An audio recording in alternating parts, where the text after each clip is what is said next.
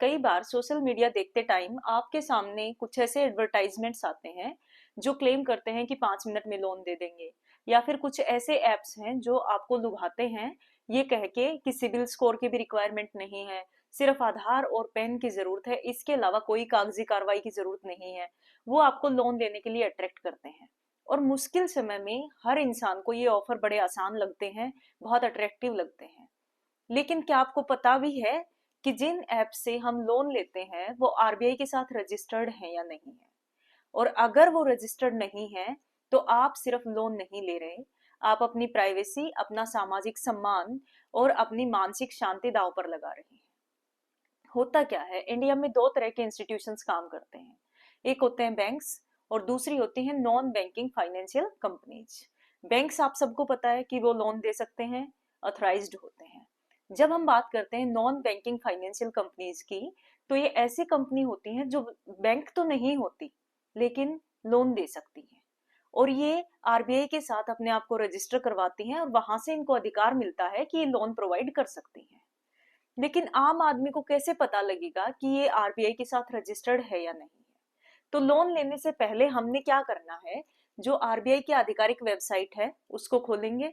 उसमें सारी की सारी एनबीएफसीज जो आरबीआई के साथ रजिस्टर्ड है उनकी एक लिस्ट प्रोवाइड की हुई होती है।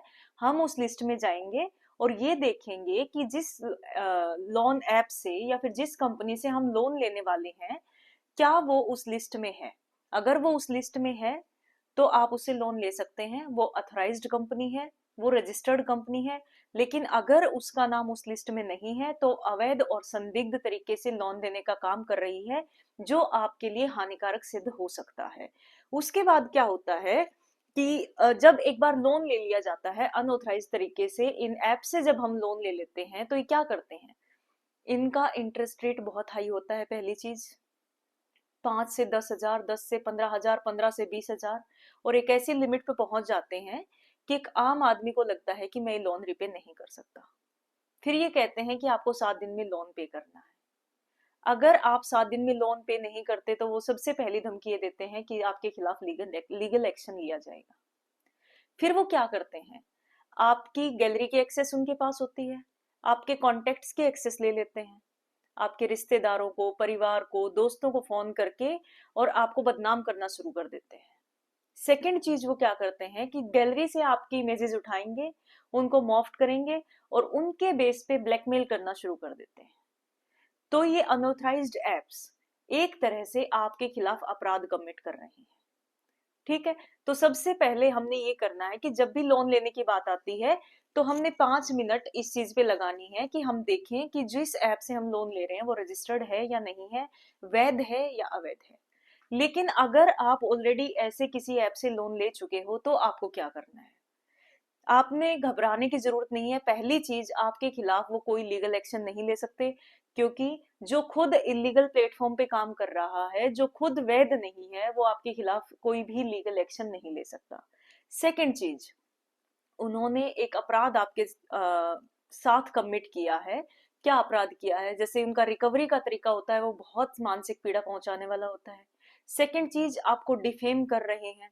थर्ड चीज जो सबसे इंपॉर्टेंट है वो है आपके राइट टू प्राइवेसी को डिस्टर्ब कर रहे हैं, जो आर्टिकल 21 भारतीय संविधान में आपका एक मौलिक अधिकार है। हमने क्या करना है, सबसे पहला काम, बिना घबराए हमने एक्शन लेना है। जो पहला एक्शन लेना है वो ये लेना है कि आरबीआई का एक सचेत पोर्टल होता है।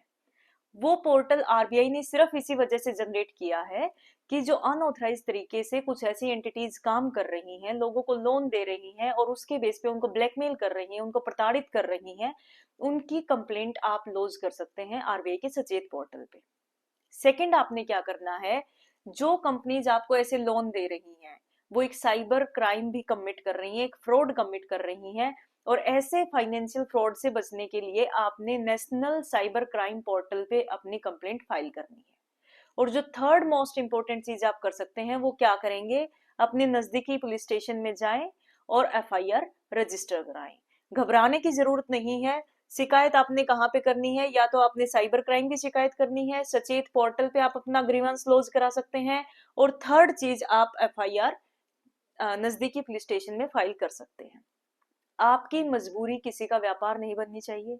कानून को जाने, अपने अधिकारों के प्रति सचेत रहें। Thank you.